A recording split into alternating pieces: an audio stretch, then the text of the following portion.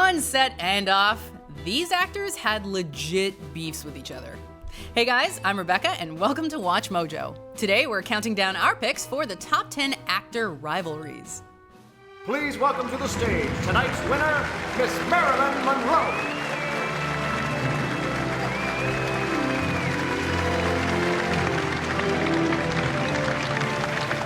That means we're focusing on famous feuds between high-profile actors and actresses. All right, let's get to the list. What are you doing here? Moving on. You killed all my business. I thought you were the lone wolf. Sometimes it's fun to run with the pack. Number 10, Frank Sinatra versus Marlon Brando. Still, you will admit that Mindy's cheesecake is the greatest cheesecake alive. Gladly.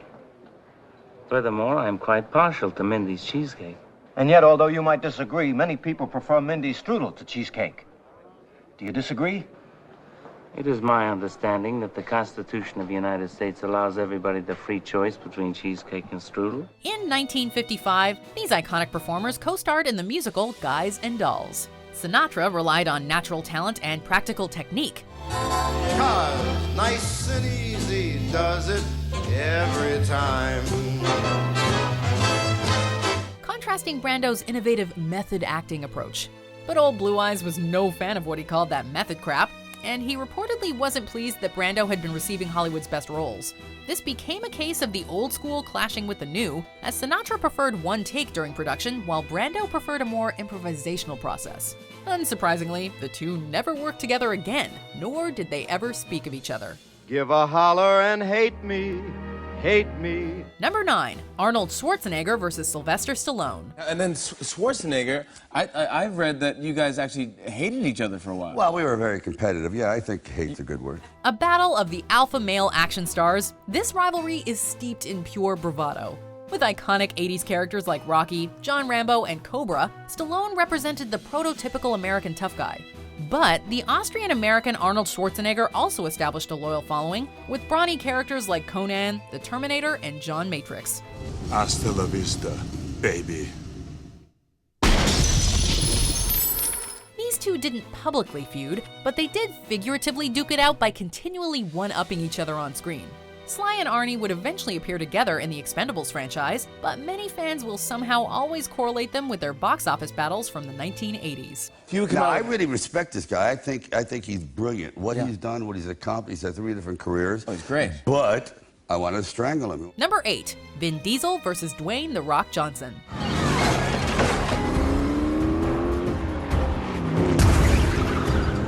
The Fast and the Furious franchise has been wildly successful since it began, fueled by the cast's personal chemistry and the characters' drive to smoke 'em.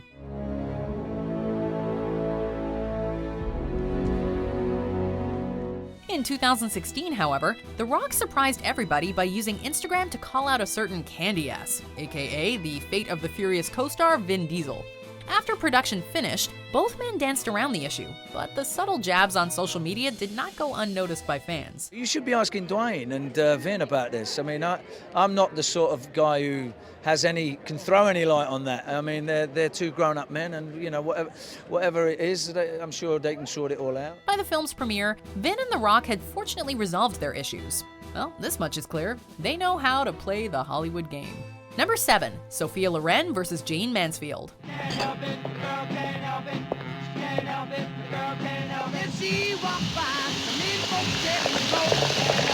These two sex symbols took different paths to Hollywood.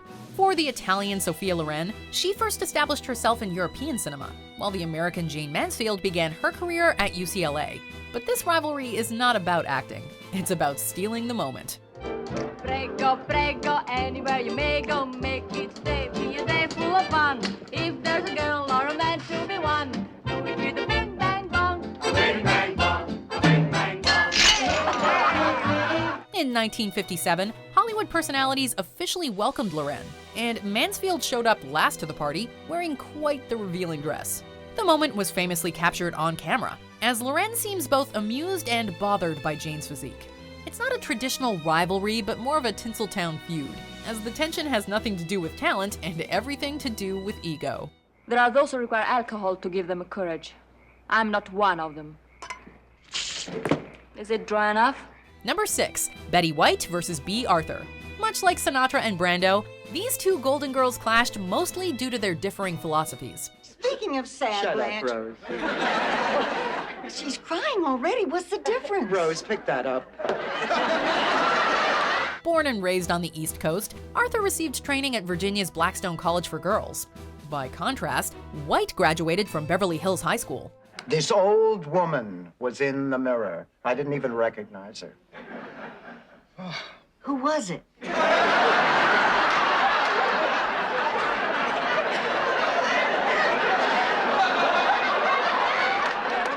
It was me. So, while they may have been peers in terms of age, in reality they came from different schools of thought. Bea famously stayed more reserved, while Betty was known for her peppy demeanor, a trait that ultimately kept her in the spotlight years later. The women stayed professional, however, and their collaboration lasted 180 episodes over 7 seasons. Bea was not that fond of me, but yeah, why no? I've heard that. I don't know. I don't know what I ever did. I don't know, but she was not that thrilled with me.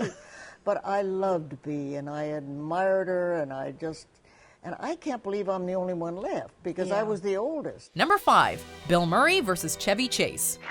Live from New York, it's Saturday night! When Saturday Night Live premiered in 1975, it featured Chevy Chase as an original cast member. But he left during season 2, making room for a certain young comic and TV up-and-comer from Chicago. By the way, hey, who's that new kid in this show? The one with the mustache? What, Murphy? What's his name? No. Billy Murray. Isn't he great? He can do anything. When Chase returned to host SNL in its 3rd season, he and Bill Murray traded verbal jabs and even physical blows shortly before the opening monologue. Murray later described the altercation as a Hollywood fight, suggesting that it was more about power dynamics rather than genuine animosity. By 1980, both men patched things up and starred together in one of the decade's most iconic comedies, Caddyshack. But seriously, no BS. You ever want to rap or anything? Just talk or just, get weird with somebody. Buddies for life, I think. I'll drop by. Number 4, Dean Martin versus Jerry Lewis. For a full decade, Dean Martin and Jerry Lewis kept Americans laughing. In the years following World War II, Martin and Lewis established themselves as the era's premier comedy duo, and they even co-starred in some 17 films.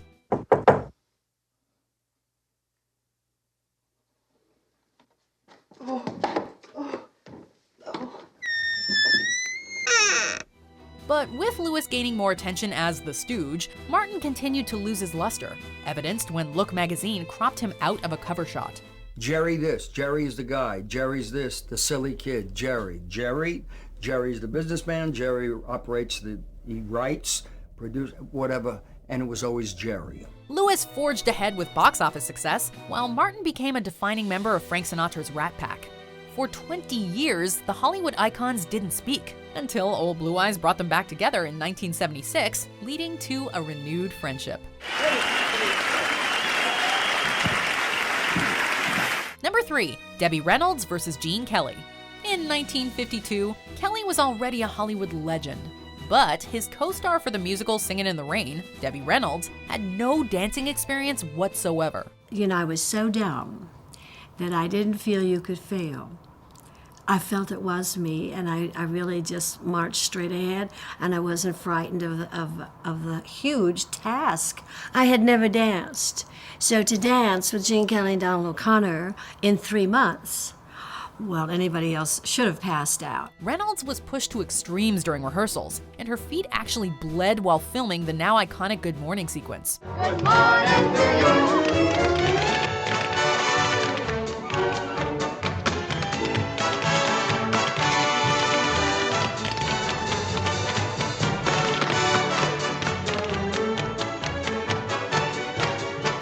Reportedly showed little concern for his young co-star, and he too was battling his own health issues, even performing the title number with a 103-degree temperature. For Kelly, it was part of the job, but for a newcomer like Reynolds, she quickly learned that co-stars didn't necessarily have to be friends. Here's one thing I've learned from the movies. Number 2, Bette Davis versus Joan Crawford. What seems to be the trouble?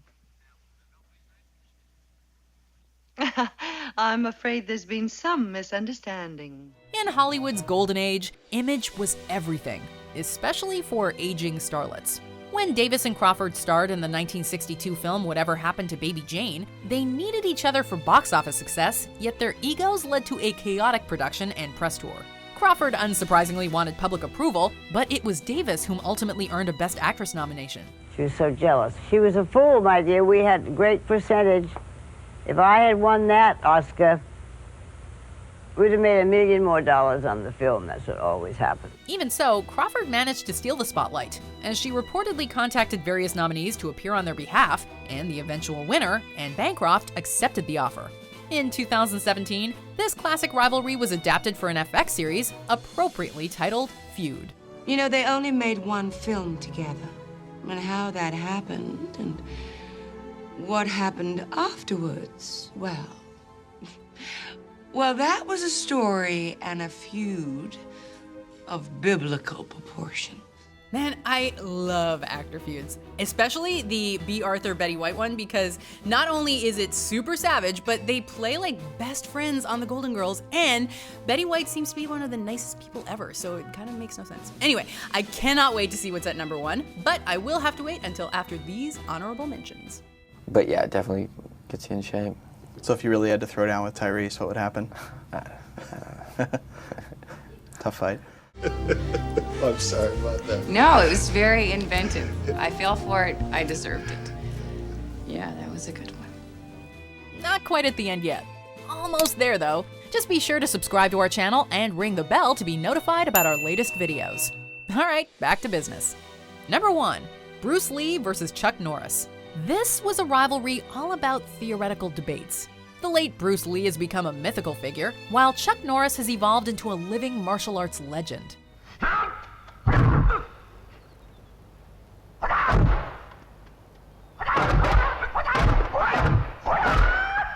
Back in 1972, the two men fought each other in the martial arts classic Way of the Dragon, with Lee reigning supreme.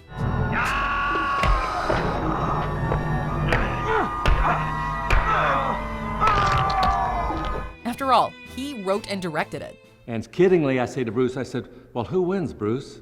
And he said, I win. I'm the star of this movie. And I said, oh, I see. You want to beat the world champion. He said, no, I don't. I want to kill the world champion. Both Lee and Norris had previously spent years training with each other, and their battle at Rome's Colosseum inspired discussions about who would have the upper hand in a real-life fight. Question that would remain unanswered after Lee's sudden death the following year. Okay, but like, how much do you want there to be a reality show where it's just these actors going at each other like savagely for a while? Brando versus Sinatra, that would be a better matchup than you could even script, I swear to God. Anyway, be sure to let us know in the comments which actor feud you think is the best, and like and subscribe, watch this other video, or I will feud with you. I'm kidding, I love you.